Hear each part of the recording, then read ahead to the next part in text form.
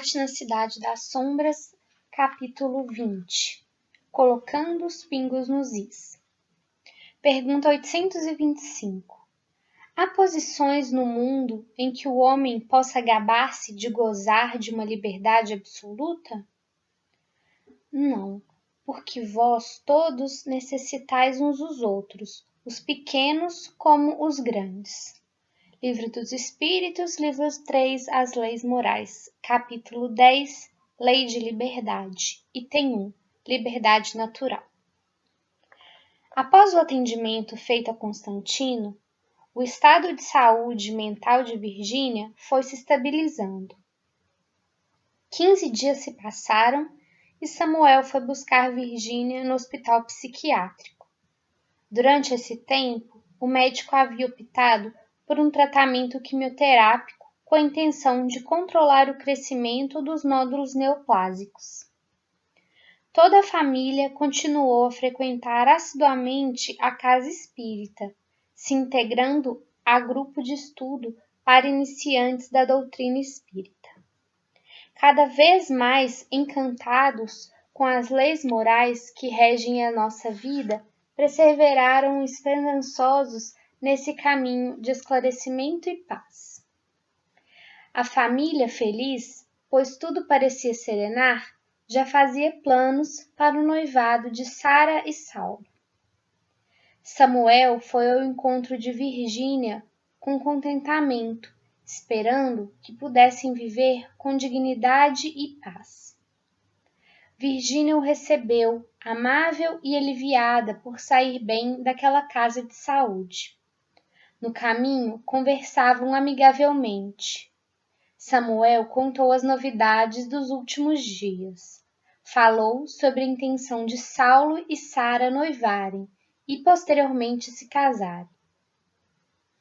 Engraçado, esses dois se encontraram há pouquíssimo tempo e já resolveram se casar. E a família de Saulo concorda com isso? Perguntou Virgínia. Samuel emudeceu e de repente lhe ocorreu que Virgínia não sabia que Saulo e Leonor eram irmãos. Inseguro, não soube o que responder. Sara conhece a família desse rapaz, não é mesmo? Samuel apenas acenou em sinal afirmativo. Será que são gente de posses? Porque você sabe que médico de família pobre não tem futuro, e não quero que minha filha tenha o mesmo destino que eu.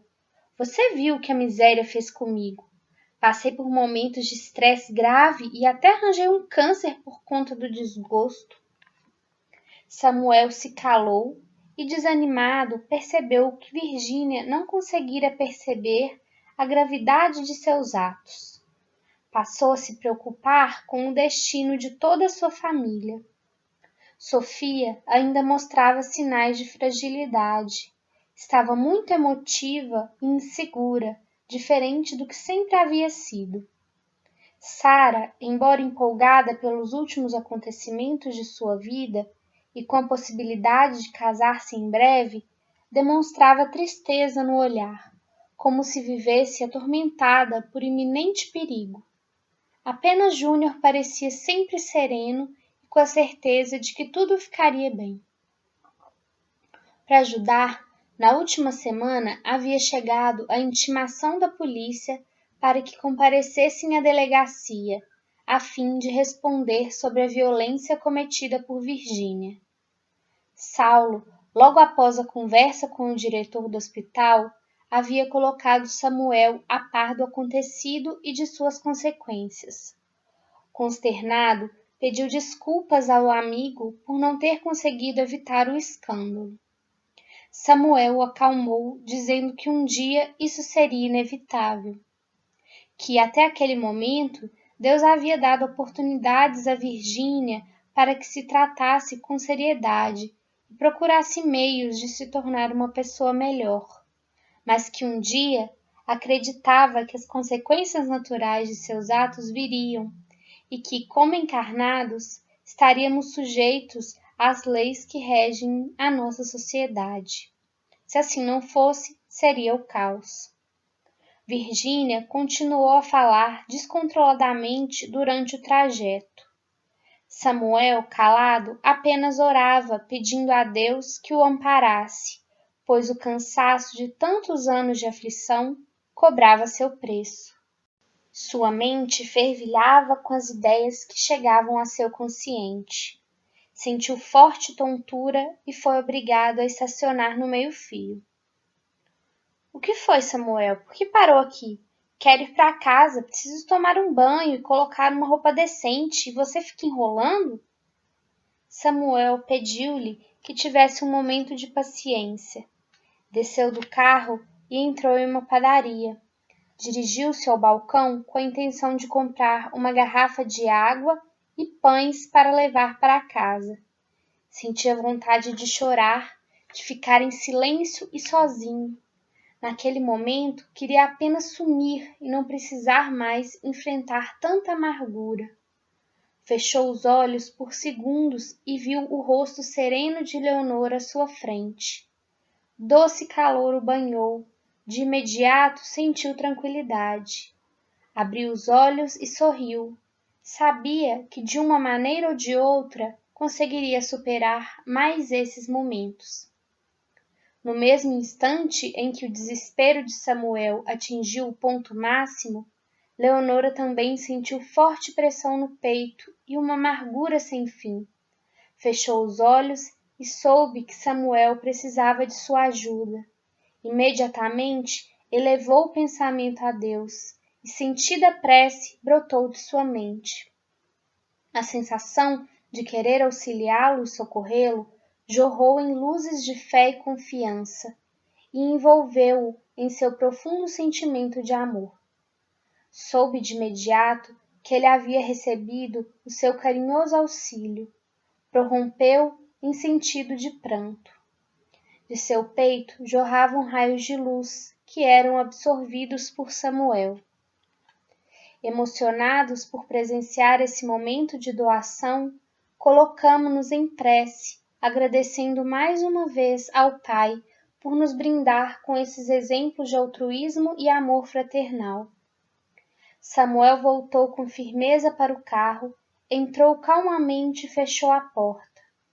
Voltou-se para Virgínia e, com expressão séria, falou: Não sei o que você está pensando sobre a nossa vida, mas vou ser sincero e dizer a você o que exigiremos a partir de agora.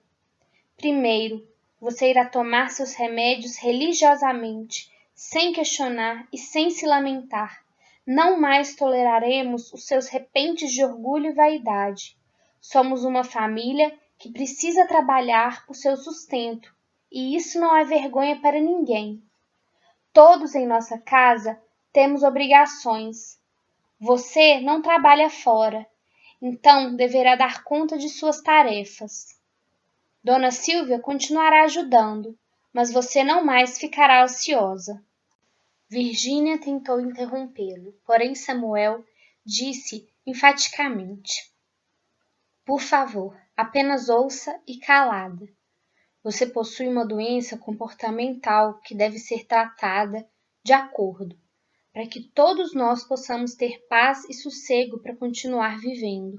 Se você não se lembra, vou lembrá-la. Seu descontrole já a fez cometer 3 crimes graves. Um contra Leonora, um contra sua própria filha e outro contra a enfermeira que cuidava de você. Também vou informá-la de que o hospital foi obrigado a dar queixa às autoridades competentes sobre a agressão que infligiu a Sofia e a enfermeira, e com certeza deveremos responder ao processo. Seus filhos são pessoas admiráveis e amorosas, e estão traumatizados com suas atitudes. Isso não vou mais tolerar. Você está muito doente, possui os 2 rins afetados por neoplasias malignas. Seu organismo está debilitado e com certeza precisará de cuidados de todos nós. Não nos obrigue a decidir por interná-la em uma casa de repouso, porque não mais optarei por torturar meus filhos com a sua presença. E o seu câncer foi produto de sua mente doentia e de sua vaidade em não assumir essa limitação e tratá-la, porque se tivesse feito escolhas melhores, todos nós seríamos mais saudáveis e felizes. Agora, por favor, permaneça em silêncio até chegarmos em casa. E ao chegarmos, trate seus filhos com carinho, como eles merecem, porque estão agoniados com sua volta, pois não sabem o que esperar. Quanto ao noivado e futuro casamento de Saulo e Sara, não dê palpites. Você não tem nada a ver com a escolha dos dois. E ainda precisa saber de uma coisa. Saulo é irmão de Leonora, e eu não quero saber da sua opinião, pois ela não interessa aos dois. Por favor, não se meta nesse assunto. Terminou de falar, ligou o carro e não mais olhou em direção a Virgínia, pois sabia estar por um fio o seu controle emocional. Chegando em casa, com cortesia abriu a porta do carro para Virgínia.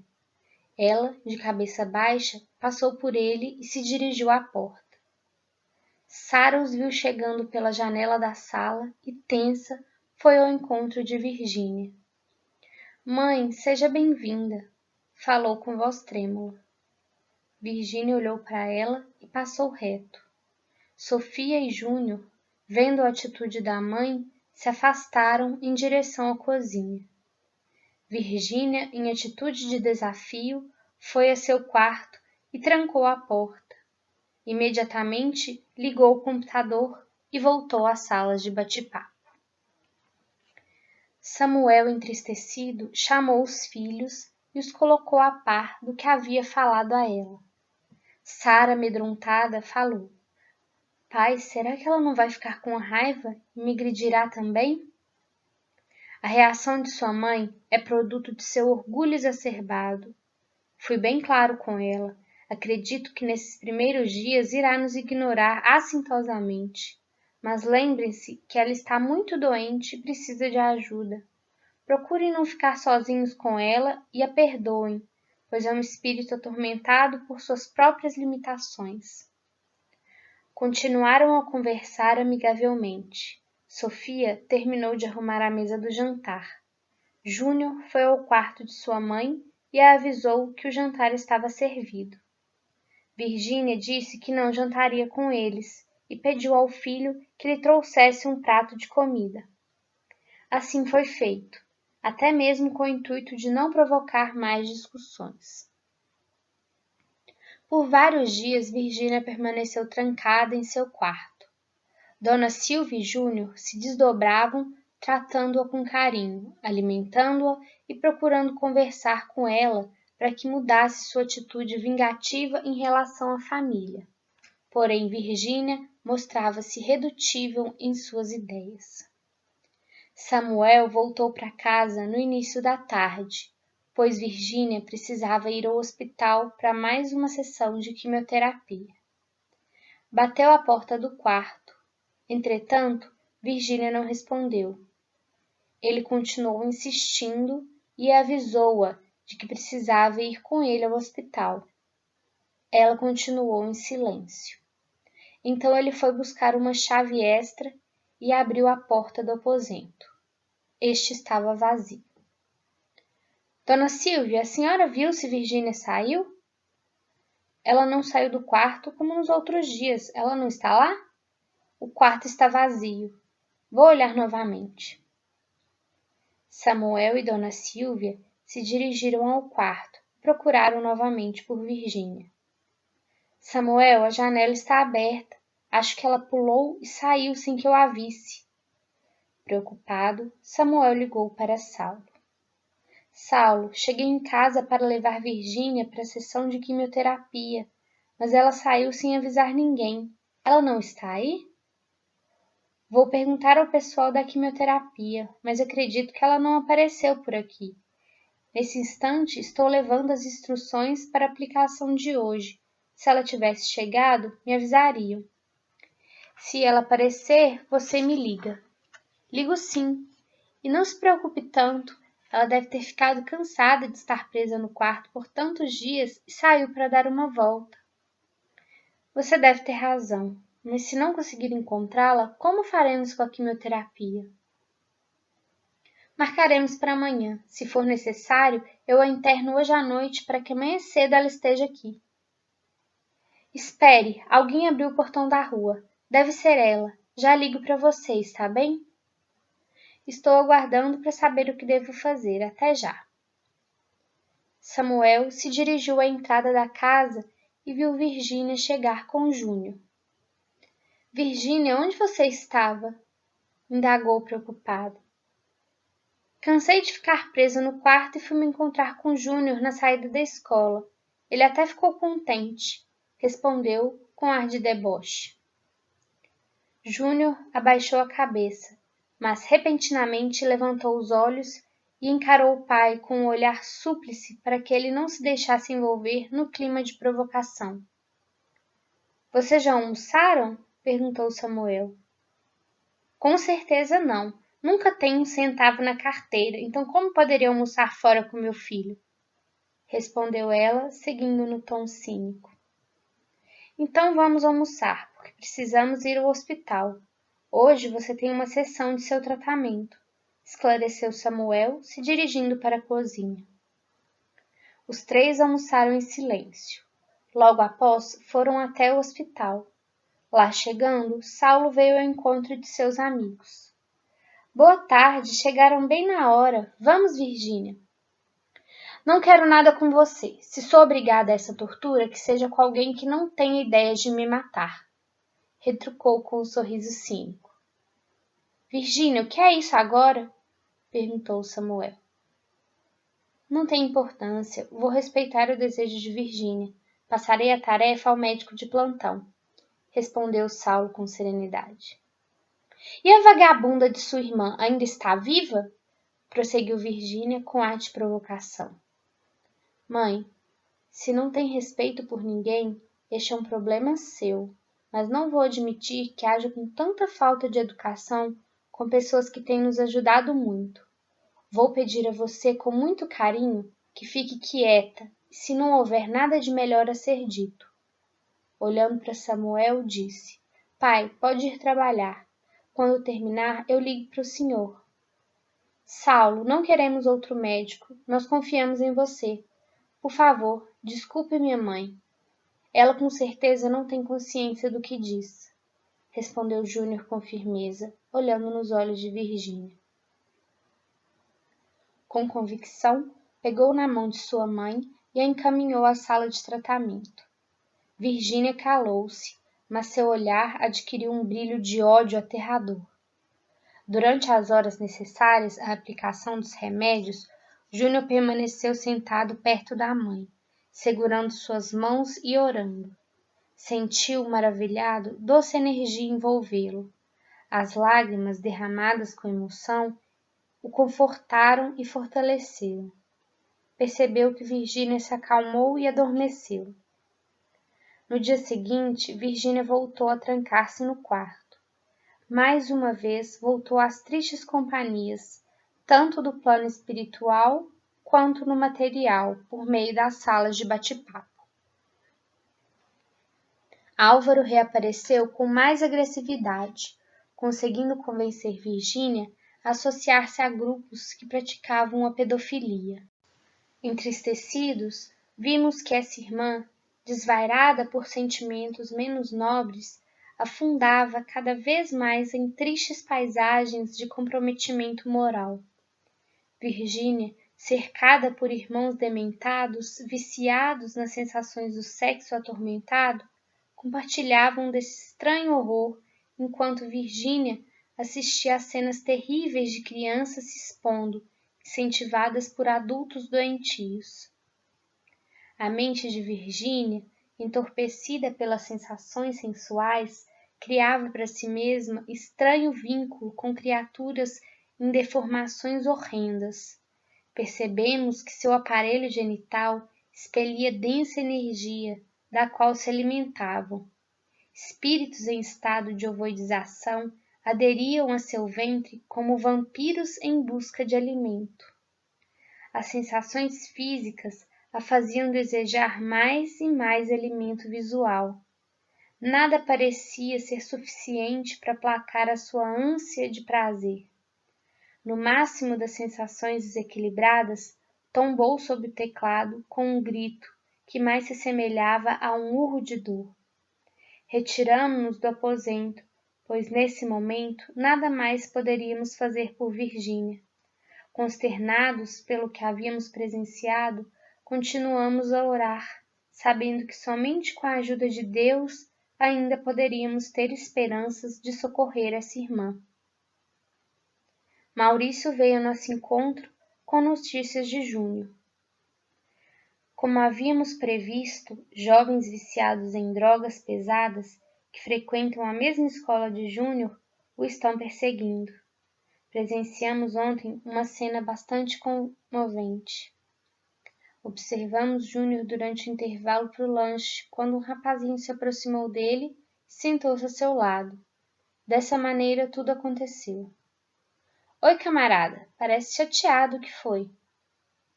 Apenas alguns problemas em minha casa.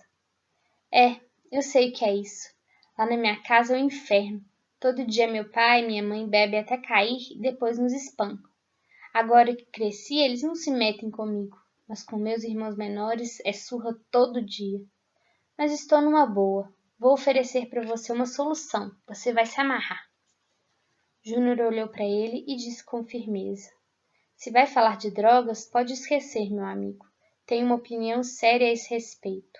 É mais fácil você mudar de opinião do que eu, comentou Júnior. Ó, camarada, você nem me ouviu? Se não quiser usar, pode vender. Assim faz um pé de meia e sai fora dessa família. Seu nome é Jorge, não é? Tudo bem, Jorge. Nunca faria nenhuma coisa nem outra, porque sei que tenho capacidade para resolver qualquer situação que aparecer na minha vida, por pior que seja. Os problemas que eu vivo não são nada comparados aos daqueles irresponsáveis que pensam que não haverá consequências na companhia das drogas. Os problemas que tenho são normais. Os seus são escavados com as próprias mãos e lhe trarão muita dor e sofrimento. Ninguém é responsável pelas suas escolhas. Então pense a respeito e procure soluções mais sadias. Mano, calma lá. Quem pensa que é para falar comigo desse jeito? Até parece que não sabe quem eu sou. Posso trazer muitos problemas para você, sabia? Jorge, não tenho medo de você, mas tenho compaixão, porque sei que sofre e não sabe como lidar com isso. Se precisar de um amigo para conversar, estou à disposição, mas não venha mais me oferecer algo que tenho certeza de que não vou querer. Como pode ter certeza? Não entendo isso. Simplesmente porque sei que nada vai resolver os meus problemas a não ser eu mesmo, decidindo e tomando atitudes sensatas.